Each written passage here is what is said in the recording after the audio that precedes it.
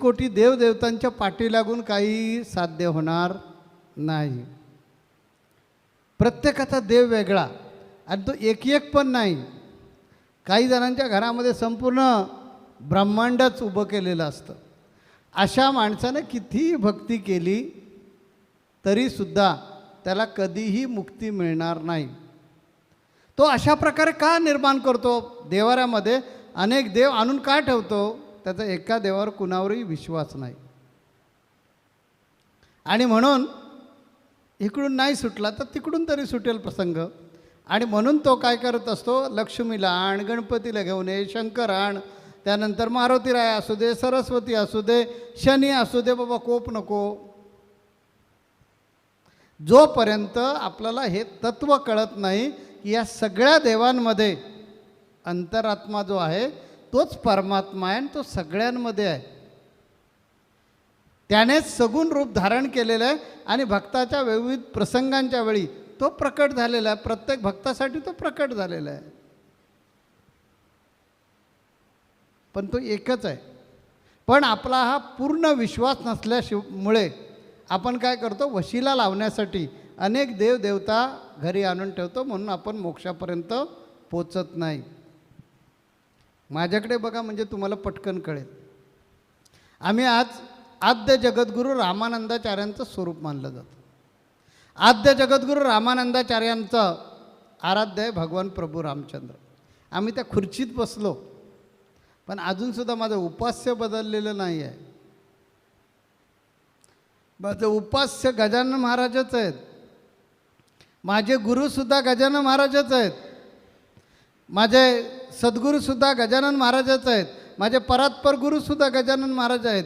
माझे आई गजानन महाराज, माझे बंधू गजानन महाराज, माझे भाऊ गजानन महाराज, माझे सर्वस्वच गजानन आहे. गजानन माझा गुरु, गजानन कल्पतरू. म्हणजे जी जी मनामध्ये इच्छा निर्माण होते तो पूर्ण करणारा वृक्ष, सौख्याचा सागरू गजानन. संपूर्ण या चराचरात जेवढं काही सौख्य भरलेलं आहे ते या सागररूपी गजानन महाराजांमध्ये भरलेलं आहे माझ्यासाठी. गजानन बंधू म्हणजे माझं गणगोत जे आहे ना ते सगळे गजानन महाराज आहेत. गजानन छंदू, माझा जो छंदसुद्धा गजानन महाराज आहेत. गजानन बंधू, गजानन छंदू, जीवनाचा आनंदू गजानन.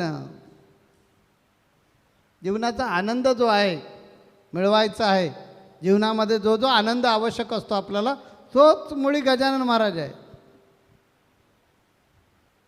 गजानन वित्त, पैसा, पाणी, प्रॉपर्टी, संपत्ती, संतती, ह्याला सगळ्याला आपण ऐश्वर्य म्हणतो, ते गजानन महाराजच आहेत.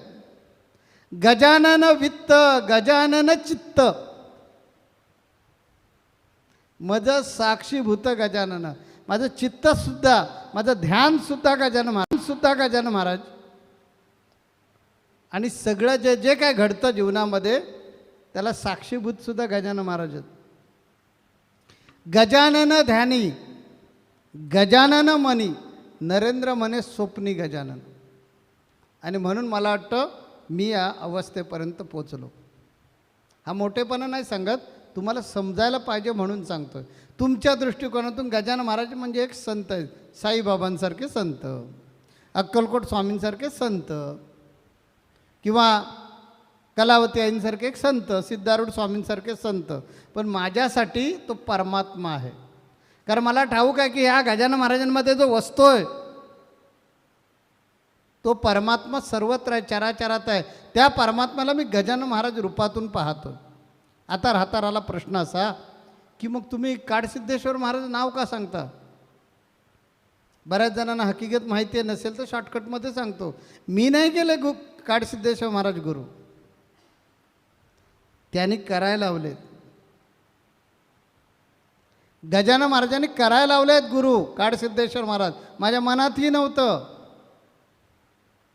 पहिल्यांदा गेलो आणि म्हटलं हे गुरु ज्यांच्या पोटाला नागिन उठलेली आहे ते गुरु मला काय बरं करणार, आणि परत आलो.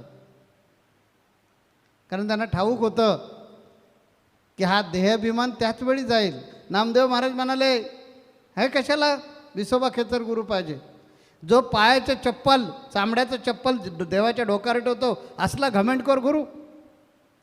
गुरु केल्यानंतर पूर्णत्व येतं आणि मग कळलं, अरे ज्यांचे पाय झेलण्यासाठी देव जिथे तिथे डोकं ठेवतो, आपली मस्तक तिथे खाली ठेवतो आणि याचे पाय आपल्या मस्तकावर धारण करतो, केवढा सामर्थ्यवान असेल.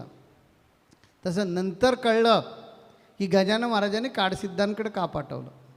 माझी अट आजसुद्धा आहे की मी कधीही नमस्कार करताना मला काडसिद्धांमध्ये गजानन महाराज दिसलेच पाहिजेत, आणि ते आजसुद्धा दिसतात. कारण काय वाचा मनानं मी गजानन महाराजांपासून वेगळा नाही झालो. आम्हाला जेव्हा जगद्गुरू पदावर स्थापन केलं तेव्हा सांगितलं, आता तुमचं आराध्य दैव भगवान प्रभू रामचंद्र. मी म्हटलं काही जरी असलं तरी भगवान प्रभू रामचंद्र गजानन महाराजांमध्येच आहेत. उपास्य दैवत बदललं नाही, आराध्य बदललं नाही. समर्थ रामदास स्वामींना तेच ह्याच्यामधून सांगायचं आहे की बहुदेवस्थान नावाचा जो समास लिहिलेला आहे त्याच्यामध्ये सांगितलं आहे की आमची उन्नती का होत नाही. आम्ही सगळ्यात दासबोध ऐकला, आम्हाला सगळं मर्म कळलं आहे संत संघामधून. जगद्गुरू नरेंद्राचार्य महाराजांनी सांगितलं